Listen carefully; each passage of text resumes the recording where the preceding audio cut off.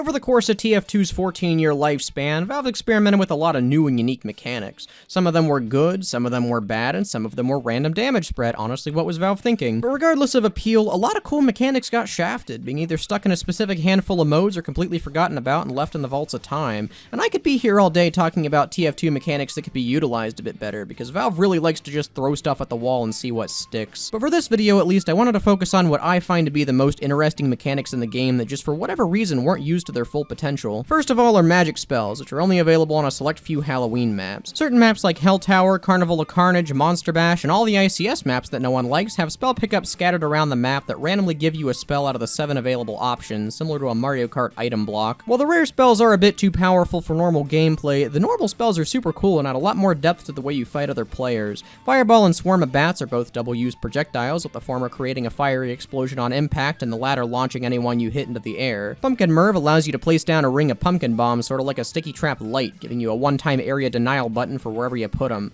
Stealth makes you completely invisible, Overheal temporarily ubers you and restores a bunch of health, Blast Jump launches you high into the air, and Shadow Leap is basically an Ender Pearl in TF2, teleporting you to wherever the projectile lands. With the exception of Fireball, because being able to one-shot light classes is a bit too powerful, all of these spells are relatively balanced since they only have 1 or 2 uses each, and some of the ways you can use them with specific classes really change how the game is played.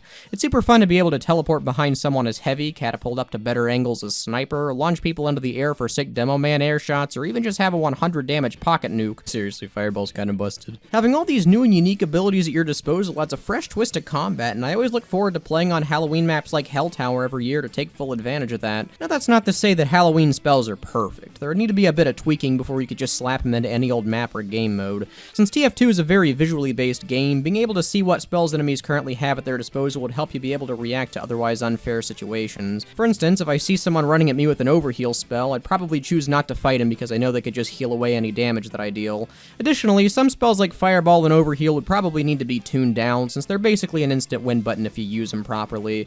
And then there's the issue of the rare spells being either super annoying or downright broken, such as Meteor Shower's ability to kill the entire team in less than 3 seconds with good aim, or Monoculus's ability to give you 15 entire seconds of complete area denial. But with some minor adjustments, Halloween spells could easily be one of the most fun mechanics the game has to offer, since they basically add another layer of combat similar to manpower power-ups. Oh wait, I'm getting a little bit ahead of myself. Manpower power-ups are another mechanic that I think is worth putting on the list. Similar to Halloween spells, they do a lot to change up combat, allowing whoever holds them to have powerful and fun abilities that they otherwise wouldn't. But unlike spells, power-ups are a bit too crazy for normal gameplay. Spells only have 1 to 2 uses each, which means that similar to Uber, you can force enemies to waste them in self-defense or bait them into using them too early. But power-ups are always passively active, and the effects they give you range from a decent mobility boost to so brutally overpowered that I question Valve's decision-making process. To quickly run down the list of what each one does, because based on queue times, I know that most of you don't play manpower. Strength doubles your damage and removes damage fall off. Resistance makes you take half damage and gives you backstab immunity. Vampire gives you more max health damage resistance and converts the damage you deal into self-healing. Reflect gives you 400 max health and forces anyone attacking you to take 80% of the damage they deal. Haste makes you move, fire, reload, and charge weapons twice as fast. Regeneration gives you stupidly fast health and ammo regeneration. Precision removes damage fall-offs, makes bullet weapons perfectly accurate, and triples projectile speed. Ability drastically reduces movement speed, weapon switch speed, jump height, and grapple speed. Knockout forces you into a melee-only playstyle, but boosts your health and damage into the high heavens. Plague makes anyone you touch die in 10 seconds if they don't get healing. Supernova stuns everyone around you and removes their power-ups when you use it. And King gives you a weaker version of the already broken regeneration and haste power-ups to you and all nearby teammates, in addition to boosting your max health by 100.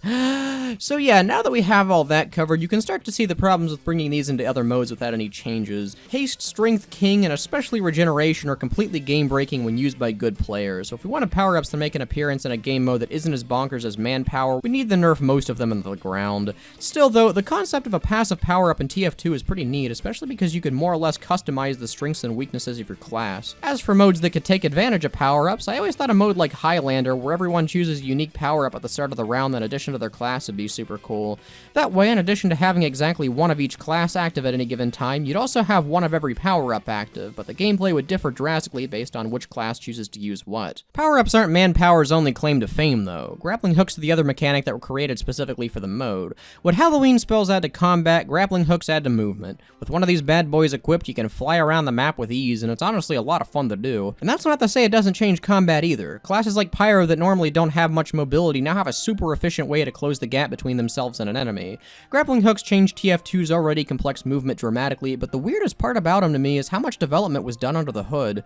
There currently exists 13 individual grappling hook related commands that allow you to change stuff like projectile speed, movement speed, firing delay, and maximum distance. For a mechanic that's only really used in a relatively niche mode, you have a lot of customization at your disposal, which is weird because none of these commands are used at all in vanilla TF2. It's even one of the few items in the game that still gets balance changes, even if they only come along the numerous manpower updates that happen for some reason. Honestly, grappling hooks are probably overkill on most maps since they're not designed around that level of mobility. While it would be fun to get from one side of 2-4 to the other in less than a minute as heavy, it definitely wouldn't be balanced. But if you make new maps with grappling hooks in mind, the sky is quite literally the limit. You have a lot of freedom with how you design a map's geometry, since any class can get around as easily as any other. Otherwise, impractical map designs that are super open or vertical would now actually work, which is something that I would love to see TF2 do more often. Now, like most of Valve's underused ideas, hooks aren't perfect. Giving every class equal mobility does have its problems, so ideally the grappling hook would have to be balanced differently for each individual class to keep their strengths or weaknesses intact. Getting hooked by other players is also a borderline unfair mechanic, since it deals constant damage and prevents you from escaping if someone hits you, pretty much guaranteeing your death. But with the right precautions taken, grappling hooks would be an amazing mechanic to design new maps or modes around, since like the previous mention, they mix up one of the game's core mechanics to such a degree that it keeps it feeling fresh. And finally, the Duck Journal was added as a minor part of the End of the Line update in late 2014. Wow, has it really been 7 years since End of the Line? Holy crap. Anyway, for about a month after its addition, killing people while you had the Duck Journal equipped would cause a bunch of rubber ducks to drop everywhere, which you could then pick up to increase your duck streak, which, yes, is actually what they called it for some reason. And for whatever reason, the duck streak system was incredibly intricate. You could increase your duck power by using duck tokens, which causes more ducks to drop per kill, meaning that your duck XP level increased faster, so you could more quickly get to the top of the duck career XP leaderboard. I am really starting to dislike saying the word duck. Like, seriously, look at the item wiki page for the Duck Journal. Why is there so much complicated stuff on here about an item that's basically a glorified kill streak tracker? This event was active for less than a month. You could have had each kill drop a single duck and call it a day. Nowadays, the Duck Journal is a fun gimmick item, basically being an infinite use noisemaker that quacks when you press age. It's still a cute item, but there could have been a lot more done with the Yu-Gi-Oh cards worth of information they made for this thing. Oh, and it even has its own unique strange ranks and even kill icon, which I had no idea existed when I made the rarest kill icon video, because this probably would have won out of sheer obscurity. So those are the main mechanics that I wanted to cover, but there are a few more minor ones that I'll give a quick mention to. Things that modify items, such as item sets, item levels, Strange-ifiers, and collector's kits all seem to have gone by the wayside, either not being added to new items in a while or never having mattered at all. Several game modes such as robot destruction, special delivery, pastime, medieval mode, territorial control, player destruction, and of course manpower are all criminally underutilized, but I want to make a separate video on all of those because those are a very interesting topic, so I won't talk about them much here. And even basic core mechanics such as fire damage and swimming just don't come into play as much as you'd expect them to. Regardless of how impactful a mechanic can be, it makes me sad that some of these have just been left to rot. I'm sure someone at Valve spent a good amount of time conceptualizing and coding them, and I'd hate for all of these perfectly good and already implemented mechanics to go to waste. It's kind of sad that Valve stopped taking these mechanics seriously, but thankfully you can learn from their mistakes and know what to take seriously yourself, starting with your online privacy. Today's sponsor is Private Internet Access, an exceptional VPN service with over 30 million downloads that I personally actually have quite a bit of experience with.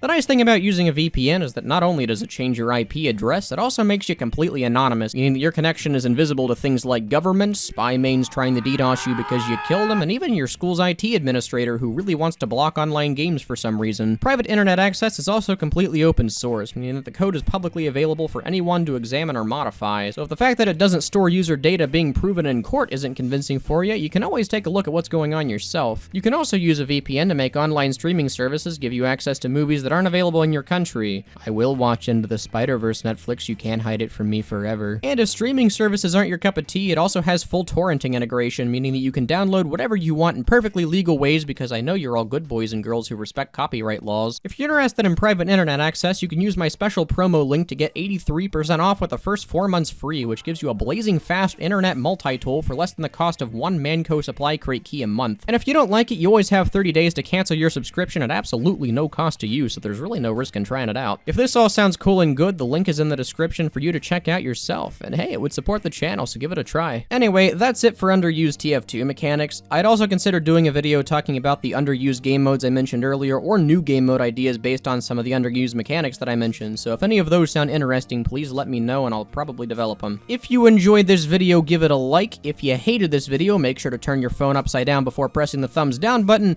and most importantly, have a good one.